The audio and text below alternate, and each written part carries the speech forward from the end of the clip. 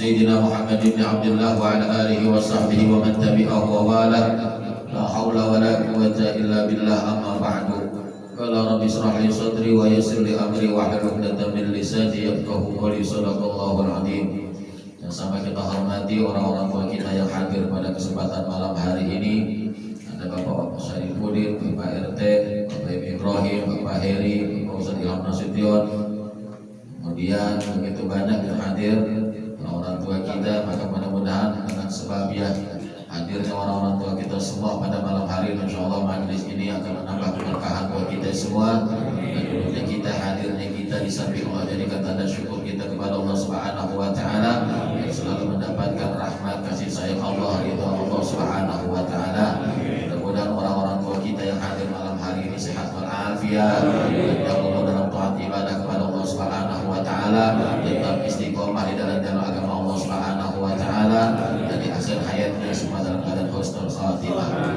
Juga yang saya hormati para remaja, para anak-anak sekalian, alhamdulillah puji syukur kehadiran Allah Subhanahu wa taala, teriring salawat beserta salam kita sampaikan atas kecintaan kita, junjungan kita baginda Nabi besar Muhammad sallallahu alaihi wasallam beserta para keluarga, sahabat dan pengikutnya. Alhamdulillah puji syukur kepada Allah Subhanahu wa taala bahwasanya di mana tadi saya sudah sampaikan, malam hari ini kita memasuki tanggal 10 di bulan Muharram. Maka mudah-mudahan di bulan Muharram ini yang masih dalam suasana tahun baru Islam, senantiasa Allah Subhanahu wa taala tumbuhkan di dalam jiwa kita, dalam diri kita, rasa semangat kita untuk memperbaiki diri kita masing-masing.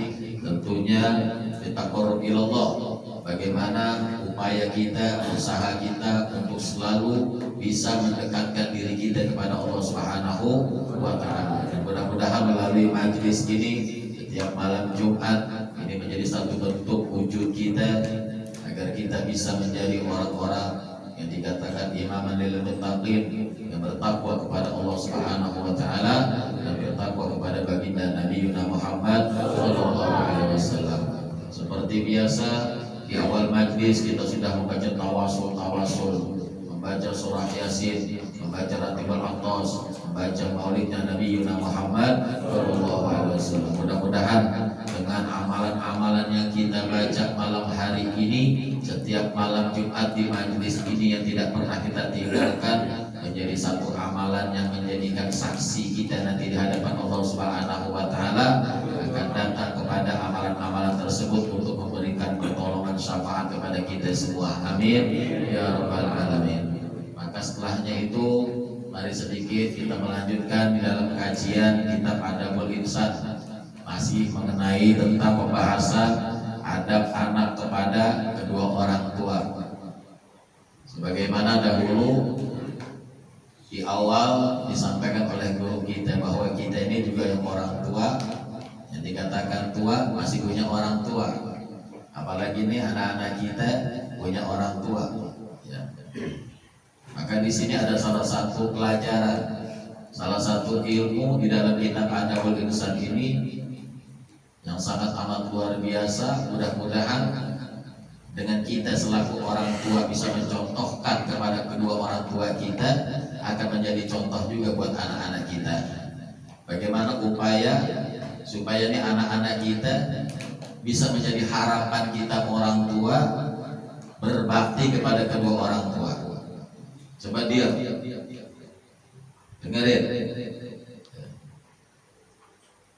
Sebab bagaimana rasa sakitnya hati orang tua kalau kita jadi anak nggak mau dengar kata orang tua. Dan sekarang saya, ini orang-orang tua kita ngerasain kalau punya anak dikasih tahu, dinasehatin dalam hal nasihat yang baik, tapi kagak boleh dengar katanya. Itu sudah nyinggung perasaan orang tua. Itu udah buat sakit hati orang tua. Maka Al-Habib Utsman dalam kitab Adabul Insannya memberitahukan kepada kita bahwa artinya membuat kebajikan, membuat taat kepada kedua orang tua itu mendengarkan katanya, mendengarkan nasihatnya. Kalau memang itu baik nasihat dari orang tua, kata-kata dari orang tua dengar, sami'na wa ta'na, dengar, jangan kita ngebantah dari nasihat orang tua. Karena tidak sedikit di antara kita ini jadi anak, mohon maaf, mengaji kemana-mana, tapi untuk urusan dengar kata sama orang tua masih banyak yang belum bisa ngamalin apa yang diminta di dalam firman Allah Subhanahu wa Ta'ala. Nah, oleh karenanya dibuat dalam kitab Adabul Insan ini dalam tukilan Arab Melayu luar biasa. Jadi kita disuruh mendengar katanya dari kedua orang tua kita, bahkan disuruh merendahkan diri kita dan bahasa kita kepada orang tua. Jangan kalau mau orang tua mentang-mentang, mohon maaf, pendidikan orang tuanya SD, kita merasa SMP, merasa SMA lebih tinggi, ya, mengusungkan dada kita, apalagi sampai kita di perguruan tinggi, orang tua kita tamatan SD doang, ya. Sehingga kita anggap orang tua kita kecil, ada apa-apanya, sehingga bahasa kita sama orang tua agak tinggi. Jangan. Nah, di sini Allah Subhanahu wa Ta'ala firmankan, wa'budullaha wa la tusyriku bihi syai'an wa bil walidaini ihsana. Kata Allah, sembahlah aku, sembahlah olehmu aku, kata Allah Subhanahu wa Ta'ala, dan janganlah kamu menyekutukan aku, menduakan aku, kata Allah Subhanahu wa Ta'ala. Nggak boleh kita menduakan Allah Subhanahu wa Ta'ala. Kemudian wabil walidaini ihsana, dan berbuat bajiklah kepada kedua orang tua, hormat, santun, sayang sama orang tua. Nih anak-anak, ya, orang tua jangan suka pada ngelawan aja orang tua. Ya. Apalagi kita juga yang gedean dikit nih, kadang-kadang kalau orang tua minta tolong, ya, lagi asik main game, berapa kali orang tua kita nyuruh, ya ntar, oh ya ntar dulu, sabar, ntar dulu, sampai orang tua yang jalan. Ini satu musibah buat diri kita. Bagaimana kita bisa menunjukkan akhlak yang baik buat orang tua kita terhadap orang tua kita? Ya. Jangan, nggak boleh kita itu jadi anak. Kalau memang orang tua nyuruh kita dalam hal yang baik, segera. Jangan pakai ntar, iya, dulu, sabar. Ya. Ini makanya nih, ya, kalau udah megang media sosial nih anak-anak, ya remaja, ya, bocah apalagi nih, ya, biar pada ngerti dibilangin. Sebab dengan kita tidak menuruti keinginan dan kemauan daripada orang tua kita, itu bisa menyinggung perasaan orang tua kita. Kemudian nggak boleh kita, tadi dikatakan di dalam keterangan kitab ini bahwa kita harus merendahkan diri kita, berkata kita yang santun dengan bahasa yang bagus. Wala taqul lahum uf, nggak boleh kita dikasar dengan berkata uf, nggak boleh. Disuruh sama orang tua, disuruh ngaji, sholat, aja, nggak boleh tuh. Segitu aja kita udah nyinggung perasaan orang tua. Mestinya kita kalau orang tua udah nyontohin kita, nggak perlu kita pakai dibilangin. Tanya sama orang tua kita, maunya orang tua pasti begitu. Orang tua kita udah sholat nih, kita belum sholat, nggak usah pakai dibilangin. Biarin deh kita malu dulu sama orang tua kita, baru kita malu sama Allah. Nah ini kan diantara kita nih masih banyak. Kita orang tua udah nyontohin sholat, tapi kita masih banyak yang lalai dalam urusan ibadah kita. Wa qul lahum qawlan karima. Tapi Allah minta kepada kita nih, anak-anak, berkatalah kalian dengan qawlan karima, yang lemah lembut, jangan menyakiti hati kedua orang tua. Sebab kalau kita sudah menyakiti hati orang tua, kita durhaka sama kedua orang tua, naudzubillah, subhanallah min dzalik. Kata Rasulullah sallallahu alaihi wasallam, salah satu la yadkhuluna al-jannah. Ada 3 golongan manusia yang tidak akan la yadkhuluna al-jannah, Allah enggak akan masukkan dia ke dalam surga. Jangankan masuk surga, nyium bau surga aja kagak dapat dari Allah Subhanahu wa taala. La yadkhuluna al-jannah. Salah satu la yadkhuluna al-jannah, 3 golongan manusia yang tidak akan bisa masuk surga Allah Subhanahu wa taala. Mana yang pertama? Aqul walidain, anak yang durhaka sama orang tuanya. Seorang anak durhaka sama kedua orang tua, itu gak akan masuk surga tuh. Nyium bau surga juga gak dapat. Bagaimana dikisahkan Alqamah di zaman Rasulullah SAW, ada seorang sahabat yang bernama Alqamah. Alqamah waktu belum nikah begitu cintanya sama orang tua, sayangnya sama orang tua, kasihnya sama orang tua di Alqamah. Kemudian Alqamah itu punya tingkatan ibadahnya juga luar biasa. Ibadahnya, sholatnya, puasanya, zakatnya. Di Alqamah luar biasa. Nikah sama seorang perempuan yang pada akhirnya jatuh rasa cintanya yang tadinya sebelum nikah sama orang tua sangat cinta, sangat sayang, maka berpaling cintanya sama istrinya. Sampai satu ketika istrinya Alqamah ini menyediakan susu, segelas susu. Kemudian ada ibunya Alqamah di situ. Dan tanpa izin si seorang ibu ini langsung aja nyerusuk minum itu susunya Alqamah. Ya pikir namanya orang tua yang minum, yang dibikinin sama istrinya adalah punya anaknya. Akhirnya dilihat sama Alqamah, siapa ini yang minum susu aku? Si ibu bilang, aku Alqamah yang minum. Sebegitunya Alqamah ketika susunya diminum sama si ibunya nggak terima, sampai si ibu dibentak-bentak sama Alqamah. Ibunya dimarahin sama Alqamah. Saat itu juga ibunya, orang tuanya Alqamah, murka kepada Alqamah, merasa dirinya disakiti, didolimi oleh Alqamah. Wa fi riwayat ini, dalam satu riwayat ini Alqamah mau matinya susah, nggak bisa mengucapkan kalimat-kalimat thayyibah, nggak bisa mengucapkan sedikitnya Allah, pikiran Allah, ingat la ilaha illallah, nggak bisa. Padahal Alqamah semasa hidupnya ibadah kepada Allah Subhanahu wa taala.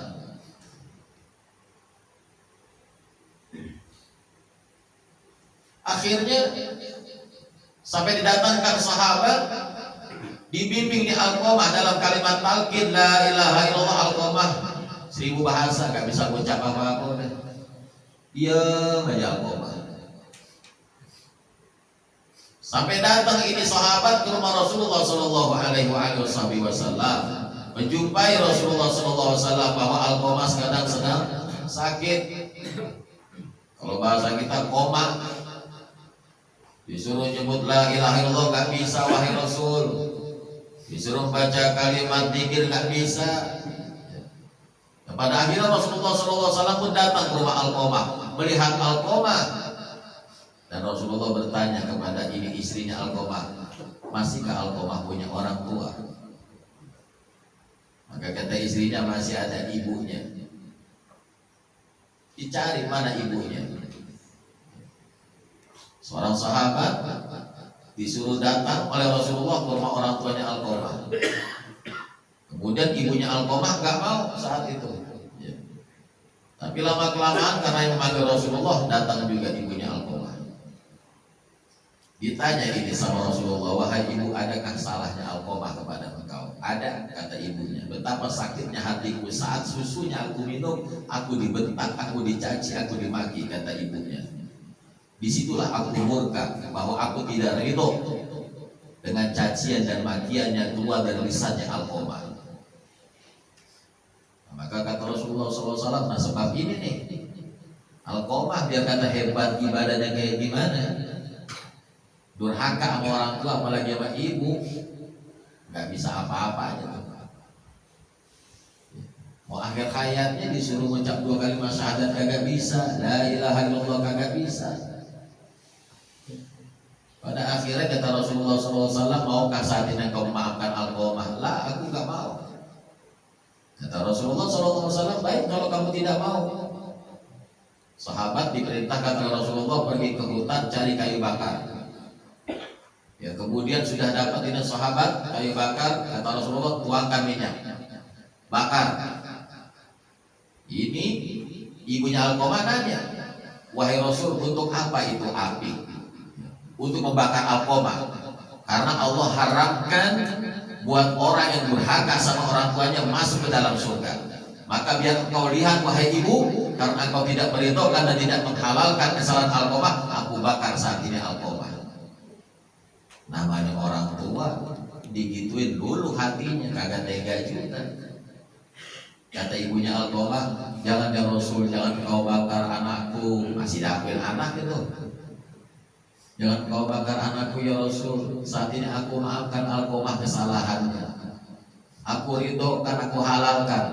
Setelah udah keluar kata halal dan maaf, maka dipegang tangannya Alqamah oleh Rasulullah, disuruh mengucapkan la ilaha illallah. Baru keluar tuh kalimat la ilaha illallah Muhammadur Rasulullah. Alqamah baru bisa ngomong tuh. Dahsyat. Oh, mungkin itu mah kejadian di zaman Rasulullah yang kita semua belum ada. Iya. Apakah di negara Indonesia nggak ada satu sejarah yang namanya Malin Kundang? Itu menjadi legenda rakyat, cerita itu. Bagaimana orang tuanya, ibunya murka terhadap Malin Kundang. Pada akhirnya Malin Kundang dalam satu cerita jadi apa? Jadi apa? Karena orang tua murka. Kagak mau dengar kata sama orang tua, melawan sama orang tua, durhaka sama orang tua. Nah, makanya jangan sampai begitu. Ya, anak-anak ya. Kopi bilangin sama orang tua biar pada ngerti, biar sayang sama orang tua, ngomong dengan bahasa yang santun, yang enak. Jangan kotor sama orang tua. Nah, jadi itu yang pertama tuh, kata Nabi, akul walidain. Anak yang durhaka sama orang tua gak akan bisa masuk surga Allah Subhanahu wa taala. Yang kedua, ar-rajulatu minan nisa. Apa itu ar-rajulatu minan nisa? Laki-laki yang mirip perempuan, perempuan mirip laki-laki. Gayanya. Ya. Gayanya. Pakaian perempuan, haknya perempuan dipakai sama laki-laki. Mana bagian yang sering istilahnya cuma buat gaya-gayaan, pakai anting, ya, rambut panjang. Mohon maaf, ya, rambut panjang Rasulullah juga memang panjang. Sahabat Abu Bakar As-Siddiq sampai sepantat rambutnya. Pengarang daripada kitab Ratibul Haddad, Al-Imamul Haddad, setelah masa uzurnya Al-Imamul Haddad tidak lagi mau ngajar, udah uzur dan diem, rambutnya dipanjangin. Sampai di akhir hayatnya sebelum wafatnya Imamul Haddad mengatakan, sudah aku kerjakan semua amalan sunnah Rasulullah SAW. Terakhirnya Imamul Haddad memanjangkan rambutnya. Kenapa? Ya, mengikuti karena baginda Nabi Muhammad. Jadi Nabi besar Muhammad SAW juga rambutnya panjang, sahabat juga rambutnya panjang. Tapi saat itu para sahabat, contoh Abu Bakar As-Siddiq radhiyallahu anhu, rambutnya panjang itu buat bela Rasulullah. Lain nama kita, panjang doang mana kutuk mulu. Kalau cuma buat nampang-nampang termasuk ar-rajilatu minan nisa, menyerupai perempuan. Tasabuh, menyerupai perempuan. Ya. Besok ya.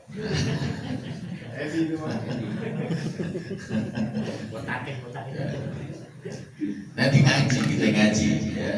Ya, jadi kalau kita ngaji ya kita paham ya. Ya, tapi ada bahasa ya. Tapi biar saya panjang, saya masih pengen di majlis taklim Ustaz. Ya, daripada botak kagak ngaji. Ya.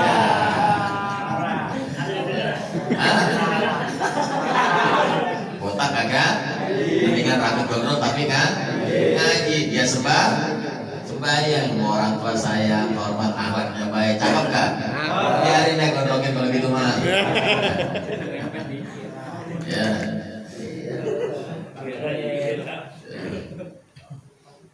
Nah ya, itu jangan tuh apa kayak pakai anting. Ya orang gila tuh menanisa, tak sapu namanya, menyerupai tuh. Anting itu buat haknya lah perempuan, bukan laki-laki. Ya. Jangan kita pakai. Laki-laki udah yang ya. Begitu. Kemudian yang ketiga, ad-dayus.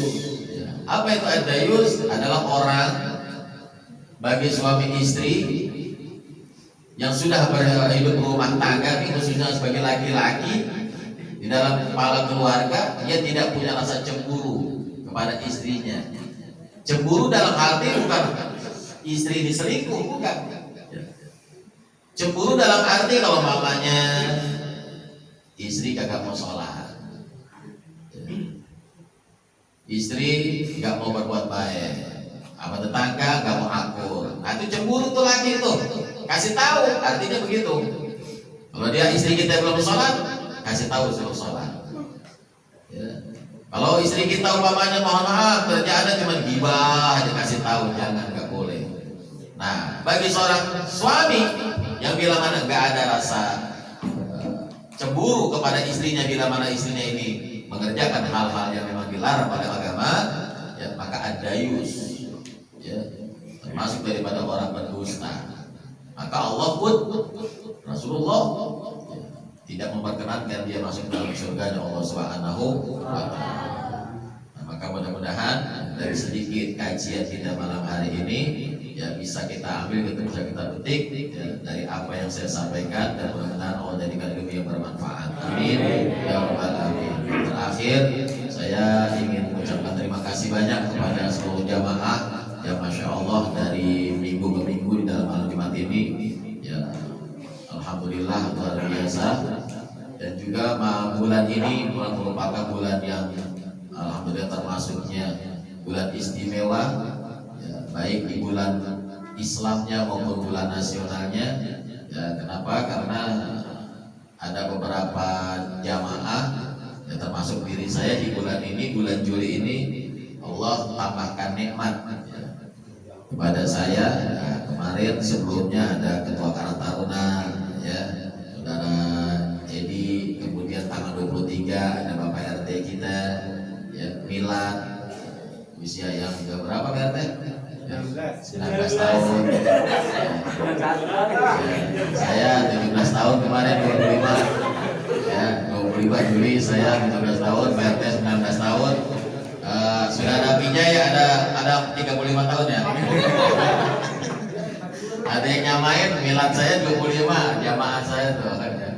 Ya, saudara Bijay masuk, maka mudah-mudahan ya minta Fatihah dari antum semuanya. Yang bermilad bulan ini insyaallah diberkahkan umurnya Allah Subhanahu wa taala, dan semua juga yang hadir mendapatkan keberkahan dari Allah Subhanahu wa taala.